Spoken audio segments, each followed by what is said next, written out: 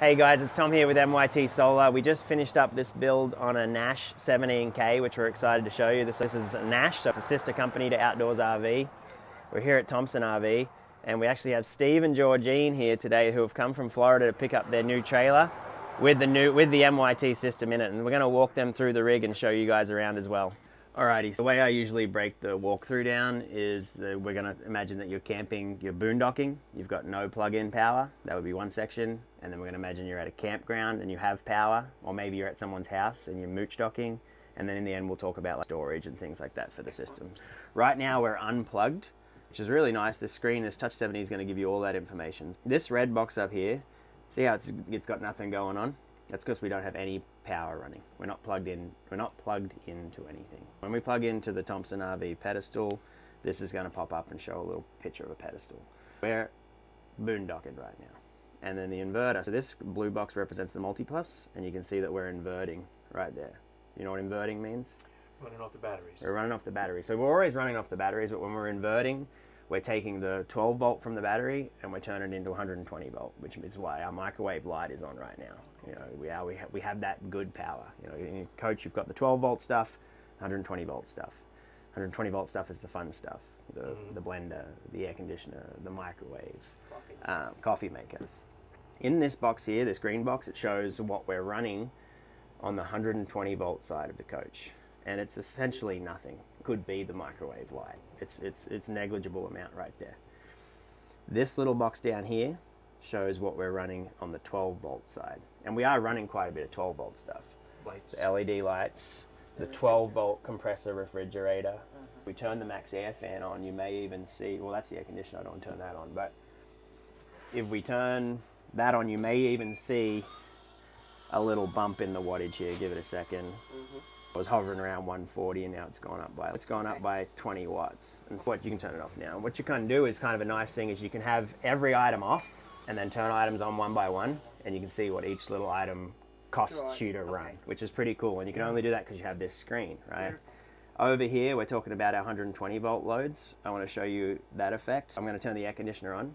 The air conditioner has about a 300 watt fan, and then the compressor will kick in and it'll boost to about 1,000, maybe around 1,000 watts, and you can see that on the screen. So cool high at 51 degrees if we watch here. Boom. Fan, compressor. You can see now we're pulling a lot more on that 120 volt side. This would generally be the highest draw. And I'll turn that off because we don't need it on, but you can see how it's great that you can see what all your power is doing. Now these are things we're using, things we're drawing from the battery. Over in this little box, we've got things that we're adding into the battery. This is how much from the solar is getting pushed into the batteries right now. It's a cloudy day today. It's a cloudy day. You have 600 watts on the roof. We're a little lower than that, but that is what it is, unfortunately. Solar requires the sun, but basically you can kind of follow the little dots too, which is awesome, but we can see that the power's coming into the battery. Batteries are at 95%. This little number here, that's in amps or watts, and that's just another way of thinking about the power. But see how it's a positive number? It doesn't have a negative sign next to it.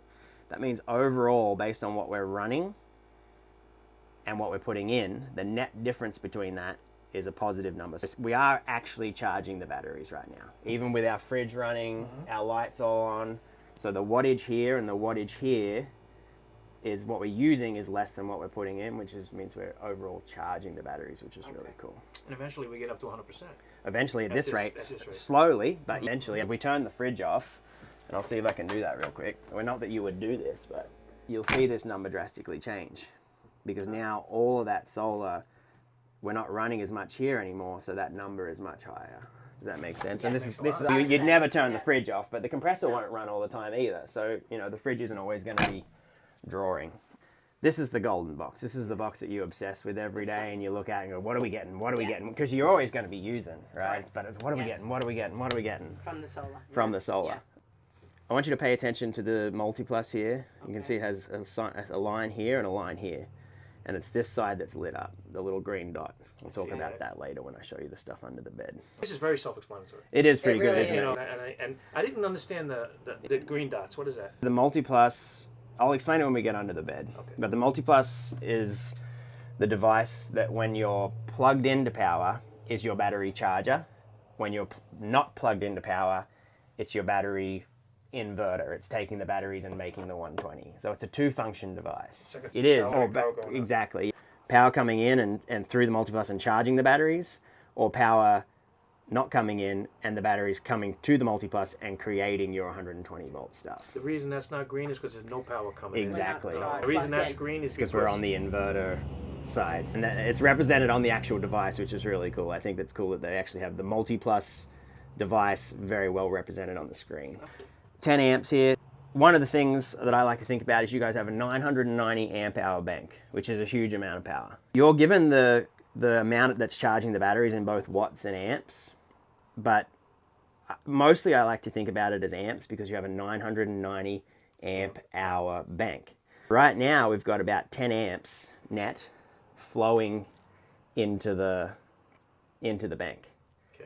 So if we were at 0% and we had to get 990 amp hours, we'd have 99 hours to charge, which is, I mean, it's way too long to charge, but you're not going to have these batteries at 0% all that often. That's how I use that number to think about what the charge means in terms of my bank, right? And you've got the percentage, obviously, which helps as well. One of the nice things is when you're running something. So if we run, I'm just going to run the fan. Well, no, I'll run the air conditioning again. And we'll see this switch to a negative number, right? Because we're using more bringing in. It's a minus now. It's a minus now. And so you can do that same math. We've got negative 70 amps. How many times does 70 go into 990 will give you a time until you're close to empty. What's great is you don't have to do that math, but I tend to do it. But if you touch the screen, this is the pages view. If you touch the screen and go to the menu view and select the Gumiella BMS and go down to time to go, it actually tells you based on how much solar is coming in and how much stuff you're using presently, currently at this snapshot of time and this projection, it'll be 13 hours until the batteries go to 0. So it's kind of a neat little feature. And if it's nighttime, it's nighttime, you're not going to have any sun. So when it's nighttime, this number will be 100% representative of how long you have, if you're keeping the same things running. Sure. Does that make sense? Yeah, good sense. And what's really cool about the screen, there's a lot to the screen, a lot of stuff that I use, but not a lot of the stuff that you'll need to go into. But what's great about the screen is if we go menu, it's already selected in blue where I was before.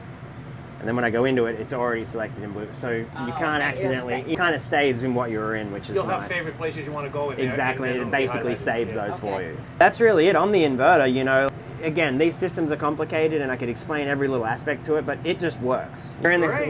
we're not It's plugged in fantastic. at all, and we've got cold I air feel coming cold in. air. And like I said, That's you're going to be, amazing. what you're going to be thinking about is this golden little- box right here, because I how like much can we replace of what we're using? Yes. Exactly, we've got a lot of 13 time. hours. And so you chose a small floor plan, which is great because you can go places that most people can't, and that's what this is all about. Being off grid is all about getting to places that are out there. What you did to make up for your smallish roof space is you put a massive battery bank in. Having 990 amp hours in a little camper like this is great. If you're not running the air conditioner every single day for 8 hours, you'll make it as long as your tanks do, you know. But the main thing is you can see it and you know how you're projecting. No guesswork. And if you're running low, then you maybe don't run the air conditioner at all that day to make sure you get the days out of the trip that you want. Very Makes good. sense. Now you just got to think about your water and your tanks filling up, things like that. Any questions on the inverter side? That's the inverter side, but also the screen, because obviously a lot of it's the same when we're plugged in. Oh, I'll turn that off because it's pretty cool. And you watch this thud down to 0, and we'll switch gears from a Minus negative to- number yeah. to a positive number. Wow, Now we're excellent. back That's charging amazing. it. And the percentage still stayed at 95. Is that because I have such a high... A high battery bank. Battery. It'll take a while to suck it down. I mean, especially travel days, just cooling the rig off for a couple of hours and having lunch, Yeah. you won't even really affect it, to be No. honest. Amazing. Well, I just kind of want to show you guys what everything all is under here, all the blue things and what everything does. There was that inverter in here that had that wired a few of the outlets, not That came all from of the the outlets that came from the factory, and so that's the breaker panel for that. If you're looking for a circuit breaker for anything that was off of that inverter, it's going to be right there. Okay. But it's just running now That through our inverter system. wasn't removed. It was removed. Oh. The circuit wasn't. Does that make sense? Yes. A beautiful 3 batteries right here, 330 amp hours each. These batteries all communicate with each other. We've got a master shutoff for the batteries. And then this little device here, this first blue box, it's basically controlling the batteries. It's basically saying, yes, the batteries can charge. No, the batteries can't charge. The Solar can come in now, but it can't, based on basically temperature and what the batteries need. Okay. It's the brain for the batteries, and it controls, you can see how it's the closest thing to the batteries. It's controlling based on the voltage of the batteries, and it's also counting everything that comes and leaves, and that's how we get that number that tells us what percentage we're at. It takes note of everything that's coming and leaving and gives us an accurate representation of the battery percentage. The Lynx distributor here, that's going to be where all our 12 volt power comes in and out of. You can just think of it like a train station. Sometimes there's power coming in, like from the solar. Sometimes there's power leaving. Maybe it's going to the inverter. Maybe it's going to power the RV. And there's some fuses in here. These fuses you don't have to worry about carrying extras. We hope that none of those ever blow. It's unlikely. It's very unlikely. Over here we have the Multi-Plus, which again, if you remember I was talking about those LEDs, when we're plugged in, the Multi-Plus is a charger. So anytime that we're plugged into power or running your little generator that you said you're going to carry, we're going to expect to see mains on, lit up right here. And then the different stages of charging the batteries. Those are those little lights I was telling you about on the blue box. Oh, yes. That is the Multi-Plus. And remember the right-hand side was lit up and the inverter light was lit up. Because we're not plugged in right now. We're inverting. When we plug in shortly, we'll see this side lit up and that side no longer lit up. Just an amazing device. Charges your batteries really, really quick. And then when you don't have power to charge the batteries, it takes the power from them really, really quick, unfortunately, but that's good when you're trying to run 120 volt stuff. That's the beauty of this operation, is this rig is never technically operating like it's unplugged. This device here with all the crazy wires coming in and out of it, that's the Serbo GX. That's the brain of the entire operation. The reason there's so many wires coming into it is because all of these devices, including the solar controller, which isn't under the bed, are all going to speak to that. It brings it all together, and it's actually what we're seeing when we see the screen. Like, that's just a touch screen, but it's showing that, coming from that. Like all the features and everything come from that. Exactly. And that's really it under the bed. Now, when you want to do Mooch, yes, you have we need to get into that. So when we're plugged in, I'll show you exactly what we need to do with that, because it's Mooch or running your little generator. Those are two kind of situations where it's not plugging into a 30 amp. And it's a specific action you have to take. It's a setting on the screen. It's nice and easy. All right, that's interesting. Alrighty. Looks great too. Thank you. So that was all the items and what they all do. We're going to go get the rig plugged in. Someone's plugging it in for us now, and we'll see how this will work when you're in a campground kind of situation. Alrighty, so we're plugged in now. The first thing you'll notice immediately is this red box is no longer grayed out, doesn't have the little dots from it. There's a little tiny picture of a plug-in to a pedestal or an outlet right there. And now we've got more wattage information. So this is the wattage that we're pulling from Thompson RV right now. This is what's going to cost you on your electricity bill if you're paying it. Basically, we can see we're not running any 120 volt stuff right now. So you're probably thinking, well, if we're not running any 120 volt stuff and we're only running 90 watts of 12 volt stuff, where's all this juice going, right? It's going directly to the batteries. And that's what this little wattage number here represents. We've got, right now, we talked about amps going into the batteries, but another way of thinking about that is watts. We've got 1,340 watts of power getting thrown into the batteries, which is awesome. So you can think about, we're charging at about 100 amps right now. Let's call your bank 1,000 amp hours. If we were charging at 100 amps and you were down to 50%, 5 hours and you'll be back to 1,000%. That sounds 100%. About an hour. That sounds exactly, because we're only down to 95. Makes sense. Sounds like a long time charging. But it is, but it's because your bank is so big. That's a huge amount that's a lot of wattage for 5 hours, but your bank's big, so it takes a lot to get it up. That's really it. Obviously everything's pretty similar. All the boxes still mean the same things. We're still getting solar. So the solar is just going to be there doing its thing all the time. Think about the solar as just a separate So right now we're getting this from and this from the solar. Correct. 16 and change. Correct, exactly. Yep. And then if you do the math, it should always net going in. And so the only other real thing you got to think about, obviously when you're plugged in, it kind of operates like other RVs that don't have this awesome system, but you know what's going on, and that's the difference, is you get to see what's happening. The only other thing you got to think about is the situation when you're not plugged into a true 30 amp, you're not at a 30 amp campground. Don't worry about 50 amp because you're not a 50 amp rig. So you're either going to have it set to 30 or maybe you're mooch docking. I can use a 50 amp plug with a dog bone to a 30. Still say 30 because you're only ever going to want to pull 30 through that 50 amps because You can't run more than 30 in here because the breaker will chip anyway in the RV. That's good. So just know 30 is the max you can go to. Yes. You could dial it up to 50. Honestly, you probably won't do anything, or you might trip your 30 right here. So just keep it at 30. But let's say mooch docking, friend's house, plugging into their garage or an outlet on the side of the house, and it's only a 15 amp, normal style outlet. You're going to swipe across, swipe again, and right here where it says AC current limit, hit the edit button, and you're going to dial that down to 15. Tap, tap, tap, tap, tap, tap, tap. So you don't have to, the system is very smart, but you do have to let it know what you're getting plugged into. If we turn it down to a 15, what that's going to do, basically what this number means, it does all the thinking, and I'll try to explain it, but basically what this number does is stops this trailer from ever pulling more than 15 amps from whatever it's plugged into. And you only want that in if you're on a 15 amp plug. Otherwise, you're just constantly tripping their breaker, and you're like, oh, well, we just ran the air conditioner, ran the microwave, boom, the breaker tripped. Now, the interesting thing is yours is not going to do that. Because you have the inverter, a couple of interesting things happen. If we were running, I also want you to think about the Multiplus itself as a charger, right? That is also a 120 volt appliance because it's pulling a lot of power to charge the batteries, right?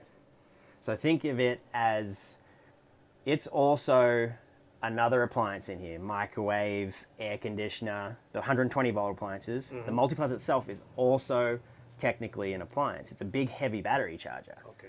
If we're plugged into a 15 and we're not running anything else, we're still running that high amperage 120 volts, the Multiplus. The Multiplus is probably powering, call it 10 amps. It's using 10 of that 15. That only leaves us 5, right? Okay. If we went to run the air conditioner, it'd be another 15. What's going to happen? It's more than you got coming in. It's more than I got come in, but we told that we don't want to trip that breaker. So the breaker won't trip. Take it What it'll do is say, all of a sudden, no, I'm not going to charge the batteries anymore because these guys want to run the air conditioner. So the batteries will stop charging or go much lower in charge to allow you to run the air conditioner. takes it from the batteries. If we go further than that, then it will actually start taking from the batteries. But we can watch that happen. So I'm going to run, I told it we're on a 15. I'm going to run the air conditioner. This number's going to boost up. This number can't boost up because we told it there's a fixed amount that we can pull from Thompson RV. But what you'll see now is that we're no longer charging the batteries at that 100 amp speed.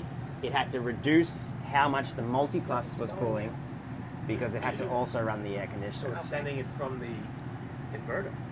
It's not yet, no. No. So it's not yet. So we haven't exceeded, it's actually still charging the batteries. So there's just enough juice left to charge the batteries. Wow. Now, if we ran the air conditioner right now, The microwave, you mean? the microwave, sorry, Yeah. then all of a sudden it couldn't charge the batteries. Not only that, it would actually have to use the batteries. So it would be a negative then. Yes, it would go Yes. back to a negative, Correct. even though we're plugged in. Correct. Now it's using battery power, but it's still using that full 15 amp. It's always going to use all of that before it starts using your batteries. And like I said, it does all the thinking. But the cool thing is that for moments in time, you guys can run the microwave, the air conditioner, probably have some stuff plugged into outlets, and not trip a 15 amp breaker, even though that stuff probably adds up to about 30 amps because it'll use the batteries for a little bit. You will function like a 30 amp rig when you're plugged in at a Mooch docking 15 amp situation. Do we have to put it back to 30 once we change? Or We does do. it You have to put it back to 30, and it's not a big deal if you don't put it back to 30. It's just that it's only going to take 15. So you'll be. So You want to let it know we're full throttle. Let's go back to using 30 amps So from make the sure power that's cord. always at a 30. So we slide it twice, edit, Current. Gotcha. and then dial it up to 30. That's good to know to leave it at. And so it's the same thing with your generator, because the generator essentially probably is about a 15 amp generator. So you're going to also dial it down to 15. You could even dial it down to say 10 to get it started. A 2,000 watt inverter. About a 15. I'd have to do the calculations, but it's going to give you about 15. So if we change. Maybe it's 20. And in order for me to use my generator, Yes. I have to take out the plug that it's being used for regular charging Yes. at a pedestal. Yep. Get the adapter and then Plug it that in, into the generator. and load this first to 15. Lower lower this that. first. And I say the thing is like the minute that the Multiplus detects that it has power, it's going to switch over from inverter to charger. and it'll go wham, time to start charging these batteries, baby. And that could affect the generator when it's just trying to get started. It could try to take 30. And It won't try to take 30 because we're going to tell it 15, but even that 15 thud, Or the 10. spike of like instantly 15, So 10 would be a little easier. you could start it at 10, see how it starts, and then dial it up once it's Okay. purring. Okay. That'll be, that's generator dependent. You may, like, you could start it at 15 and it'll be totally fine, but if you start it with it set to 15 and the generator starts, and then the minute that the multiplus starts charging those batteries, you hear it bog down a little bit, maybe just start it at 10. 10. And then, Okay. and then dial it Can up. you change it while it's running? You can change it while it's running. Okay. Exactly. That's a good learning, what we just... Exactly. Great to know. The versatility is amazing. It's so functional. It's so different than any other RVing experience. Yeah, to have this information and then to not be tripping breakers all the time, it's so different. The only other thing we wanted to talk about was storage. So it really depends on how you're storing it. If you can leave it plugged in, if you can store it plugged in, that's kind of ideal because it'll just do all the thinking. Multiplus will get the batteries in float. It'll hold them there. Every 7 days, it'll do a little absorption on the batteries to keep them looked after. Where are you likely to store it? I know you want to think about using it, not storing it, but Yeah, it's going to be in Florida. So It's it'll gonna be a lot of sun. sun. Let me pose you a question. You could plug it in, but If I don't plug it in, have 600 watts coming in, the AC at 84 degrees, what do you think that might trial and error, to be Okay, honest. But alright. but the good thing is that you have the information, so you can monitor That'll it. tell us. If it's storing it 60 miles away, we're going to get into the phone apps in a little bit. You could probably monitor it from your phone and keep an eye on your phone. I would say plugging it in is best because you don't have to think about it. But obviously the solar's there, so your aim is I want to make sure that whatever the solar does is keeping it batteries close to 100%. You can cycle them because they're lithium and it's not a big deal, but you just don't want to be dealing with them going down over time. Understood, yeah. Our goal would be, we can't control the sun, but it's going to be shining because it's Florida, but we can control what we're running in here. And so we will make sure we don't want any 120 volt stuff running. We don't want to have accidentally left the water heater on electric. Maybe it showed 0 watts when you left the trailer, but you didn't realize that the water heater was just at temp, right? To turn 120 volt stuff off, to make sure no 120 volt draws any power, even residual, even microwave lights. We're actually going to turn the multiplus off. We come across here, we go AC mode, hit it a couple of times to off. What that's done is basically, even though we're plugged in, even though we have an inverter, right now we've got no 120 volt in the coach. That's good because that means that this green screen will be 0 watts. Ever. It can't ever draw anything in this screen right now because that's off. The next objective is to turn our 12 volt stuff off. All right, you can go around and flip all the lights off. That's good. But your little factory switch in the pass-through, if you turn that to off now, it'll shut all 12 volt off. Then we shut all 12 volt off. We've shut all 120 volt off. But the solar is just going to keep doing its thing, and it's going to win the battle. I hope you enjoyed watching the video. I know Steve and Georgine are super excited to get using their trailer, and hopefully this walkthrough with them kind of gave you an idea of what a system like this could do for your RV experience. If you'd like to hear more about this stuff, if you want to use our services, please reach out. We're MYT Solar, and thanks for watching. Cheers.